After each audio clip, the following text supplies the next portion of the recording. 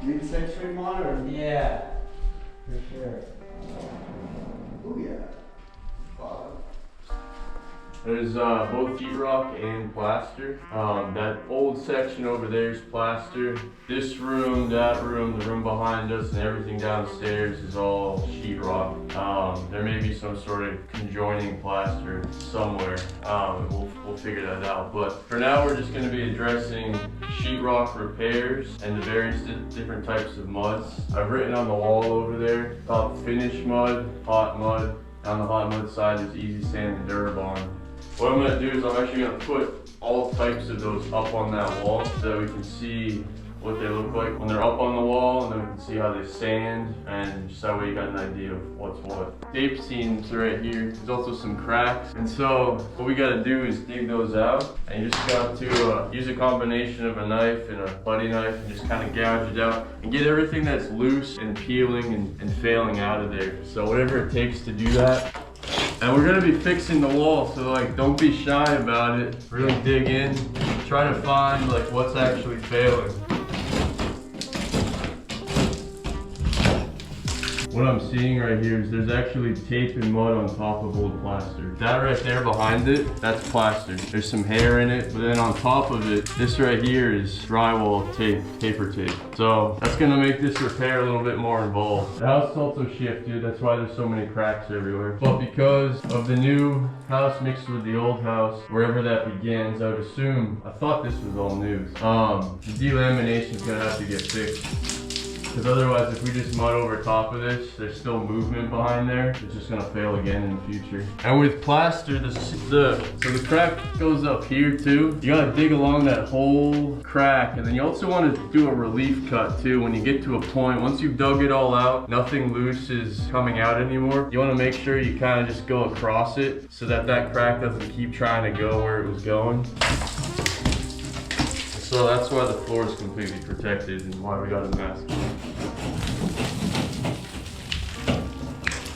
I'm gonna continue on. I'm not gonna demo how to fix this right now. Plaster's completely different. But that's what we gotta do as far as like digging out. If you see a seam somewhere, you gotta get in behind that seam and dig it out completely. If you see like this right here, that's that bare spot you see in the sheetrock is a screw that started to move up to the surface, and the walls have been sanded. They were sanded yesterday, 120 grit. So it knocked down the bulge from that screw that was right there. So you gotta go in there. Maybe there's not a screw, I don't know. There's definitely one right there.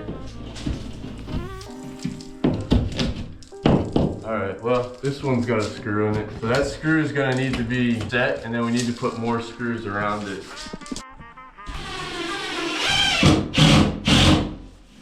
There's one. Various different versions of it.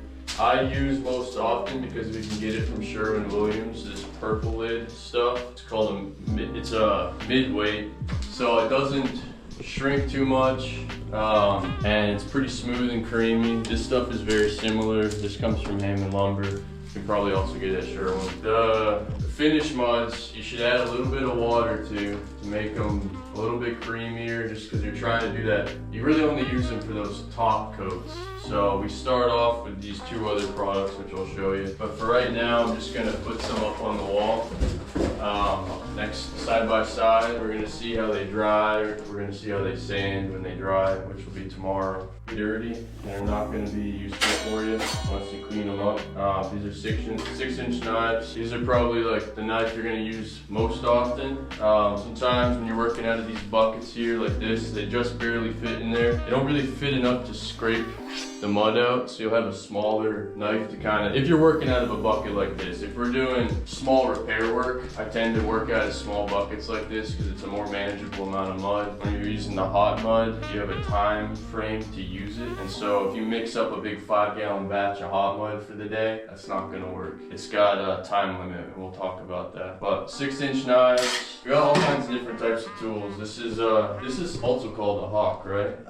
Trowel. It's more of a trowel, yeah. Okay, I use this more like a hawk. It can be used as a hawk. So I'll put mud, I'll mix the mud up in here, no matter what type of mud it is. Grab my knife, load it up onto here, and then I actually just use this as a hawk. I don't actually own a hawk. John has those, and if you happen to be around while he's doing this, you should watch how he does it too.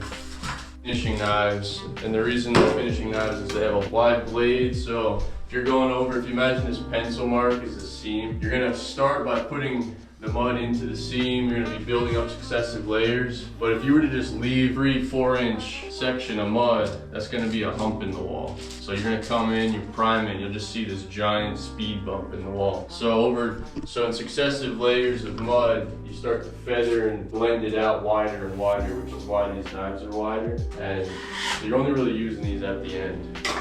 Trays, so same idea. You're gonna figure out what you like to use best. For this, everyone kind of develops their own technique. We'll mix the mud up in a bucket, or it'll be in a bucket, and then we'll put it into here sometimes, and you can work out of this. I tend to not like this that much because one, the plastic gets a little scratched up, and then you're kind of like, your knife will get like stuck, or there'll be like globs and bits in there. But some people make it work. So knife on the top here to wipe your mud off with. It's gonna be all just like whatever floats your boat. So technically, you can use this mud as is. Almost never should you. Homeowners will generally do that. The consistency of this, there's a lot of bubbles in there. So you gotta work the mud to get the bubbles out, or else when you spread it on the wall, you're gonna just have big bubbles inside of your mud. And this is supposed to be considered the top coat. That doesn't work. Also, so you want to work the mud. You never want to just use it out of the bucket like that. But I also add just a little bit of water. The consistency of this, there's a lot of glue in this, so it's like pretty sticky. You actually want more of like yogurt consistency, finished mud. So I'm gonna add some water to it so you see what that looks like. Carlos asked me if the proportions of everything were the same. Not really an exact science. Kind of just becomes something that you gotta look for. Like Greek yogurt's a good consistency. So the water makes it smooth. The bubbles kind of come out as you're working the knife more, but it does help to take the bubbles out. It thins it out a little bit. If anything, it really just makes it so that it spreads easier. It's pretty thin, and they load it up on a really thick roller nap, and they got like a big bucket of it. They get the roller nap coated, and they roll the mud onto the wall, and then they take knives, kind of like this one, or even like those, you even use this knife too, and they just end up floating the texture out of it, flattening it out, making it nice and smooth. That's what skim coating is anyway. That's for like a really big area, right? It's for a huge area. We actually have a project down around one that's gonna get that. Emily's probably gonna be doing that. But, so, kind of the consistency of the mud you're looking for. If you get it any thinner, like you add more water to it, it's gonna start running on you. That's not gonna work. So, this is gonna be one section of finished mud on the wall that will label. I'm trying to feather this out so it starts to like gradually, the slope of it starts to gradually go into the wall. I use my knife and I apply, if on the right side, pressure on this right corner here so that I'm meeting the contact on this section of the wall, and then I just sort of float this over the top of it. You do that a few times, take it down without, and then you do the opposite on this side, left. Start to blend it into either side of the wall. So there's boogers in that, that's why there's lines popping up like that. It's gonna be the bane of your existence if you're doing mud work. You wanna try to have your mud as clean as you can.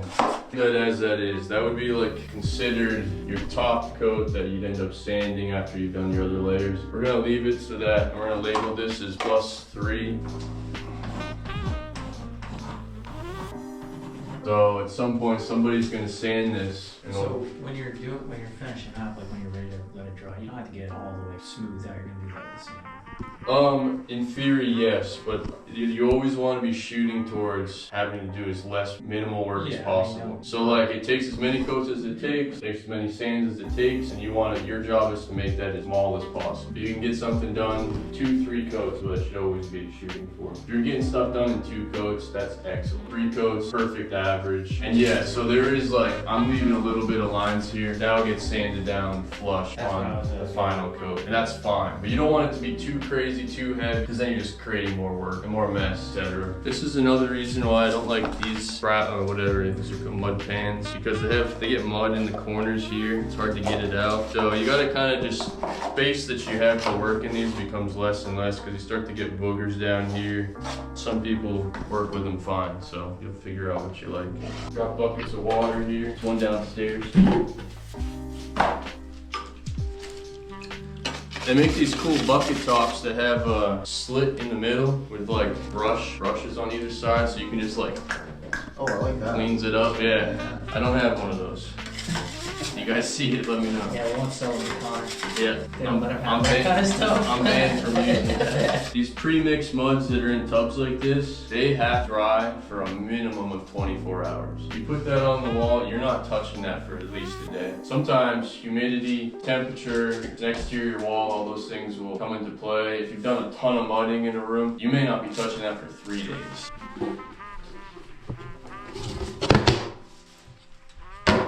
And so these big tubs come with the plastic on top. When you're done using it, it's good to put that back over nice in contact, otherwise it'll dry the mud out if it's not on there. That's the blue stuff is called +3. +3, yeah. So right off the back, this is already a bit runnier. It's also a relatively new tub, so there's a little bit of moisture on top, yep.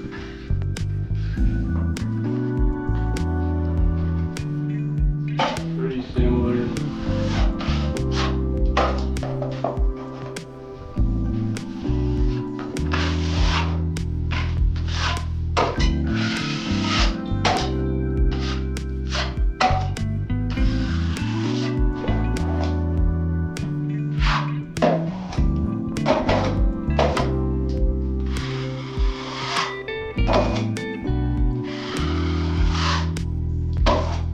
Just putting this up so that we can see the difference, if any, between the two finished muds. And then once they dry, see how they sand. There's some, I don't know if that's rust right there or mold that was on the wall. Looks like it's mold. There's mold in the house here. You see it leaching through right there. I noticed it downstairs too. We're gonna be priming all these walls in certain areas anyway.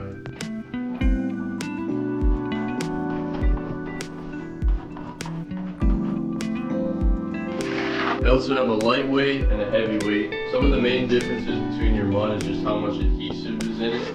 That's gonna matter a lot more when we get to the hot mud here. What we call them hot mud, it's just a 2-part mixture, dry mixture, cookie batter, cake batter, and then the water. And you're gonna be mixing them up to about the same consistency generally.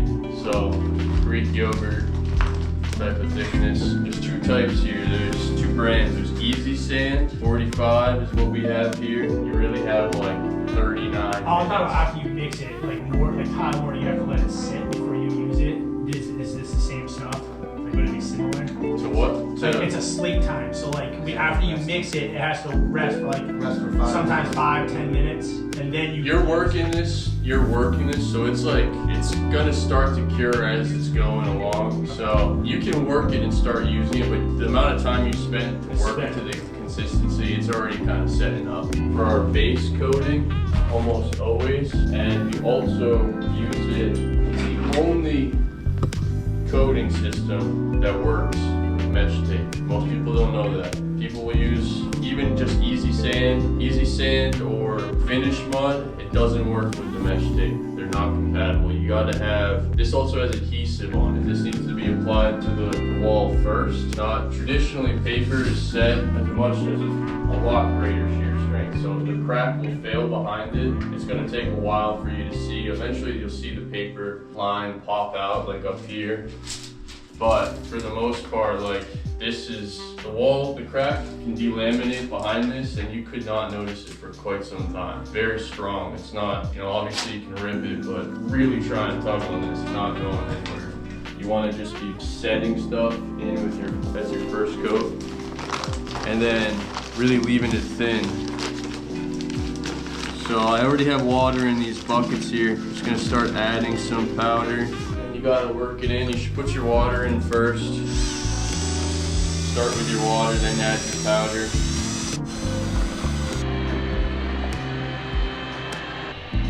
both Durabond and Easy Sand are different products. People sometimes call Easy Sand Durabond, it's not the same. They have 5 minute, 20 minute, 45, and 90. I like to try to get 90 because you have a long working time, but we just have 45 for both of these here today. But the 5 minute is like, you got a hold fill in a room, like you got that, and you would just, that's what you have on, you got a little packet, 5 minute mud, you mix it up in one of those trays in that case, and by the time you put it on the wall and mix it up, it's like, don't touch it anymore. Something that's a little bit different when you're working this stuff, mixing this together, you ought to, because of the time, you ought to put this into a bucket of water, otherwise it's gonna harden and get on there. It's a good idea to also spin it out in the water, clean it off. So this is a little bit on the thin side, but it'll be good. Like you were saying, like it's gonna start setting up, it's gonna get thicker. So it's okay you want to be a little bit more on the liquid side than having it set up so that you got enough time to work with it. So I did this backwards. Durabond is like the first one we do. It's the first one we would do anywhere. And then the successive coatings, after that we do with Easy Sand 45. And then our top coat is the finished mud. So we're just working our way backwards basically. It's pretty hard to mix up this hot mud and get it to be perfectly creamy. In theory, you can top coat with this, but you're gonna be chasing chunks and missed areas often. That's ready for us, we don't have to worry about it. This has dry packets of, like I've mixed it up, but there's still little chunks of just dry hydrophobic material in there. And it's hard to get all that out. That's kind of the main reason. This is still pretty thin. So it's a little bit, you can see that the edges of that are kind of drying already.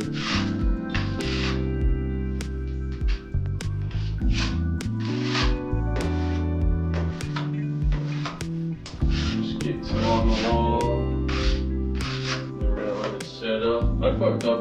This right here, absolutely been protected before I was doing this. You get mud down in there, which I hope I didn't just do that. That's not good. Always have your floor protected completely, radiators masked off, whatever you're working on, you've got it covered. And so it's like, It comes up in paper immediately. yeah. You can use the scraper sometimes if you need to thin it down. Yeah. Areas you like to fit. Yeah. When you that's just like for filling. It's just for filling it. It's like, imagine if you just treat it like it's concrete, you're never gonna be able to sand concrete. So you wanna get it in there to build up the layers, but have it just below flush so that you can add more on top of it. Because it's an absolute bitch to sand, yeah. But because of that, because of the adhesives, it makes it so that it pulls everything together.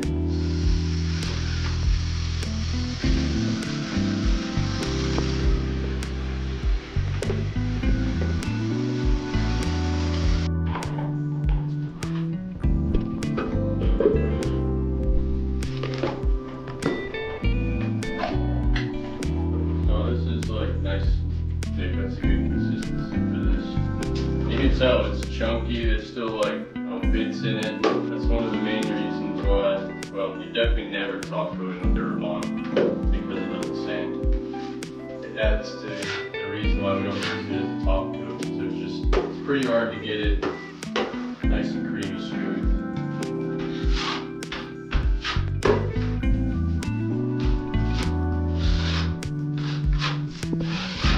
Then second, we use Easy Sand. And this sand is very, very good. So that's this stuff. And that's the sand's really nice, good. And at the end, put this on. This is the finished one. Yeah.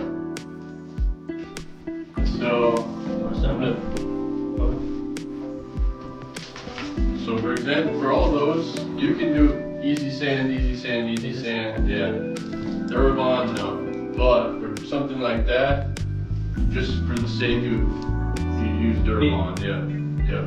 That's plaster, so you really don't do that there, but that would be as big of a hole that you'd use it for. Still pretty running. And it's good to apply pressure. You got paper in there. Yeah. It's good to apply pressure. You push it like into the wall.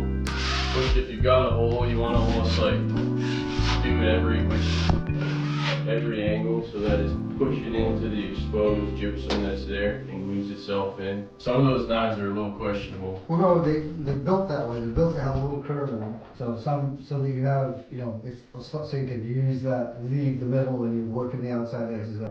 Mm-hmm. And you can work it both ways. It's more pronounced on a bigger knife. Some of this style of knife they'll actually have like there's a broken corner on them. Oh, So really? Okay. don't use those. If you find it, it won't work. Push the paper on, squeegee it out, and then let it set up, and then it'll come back easy sand, and then finish one.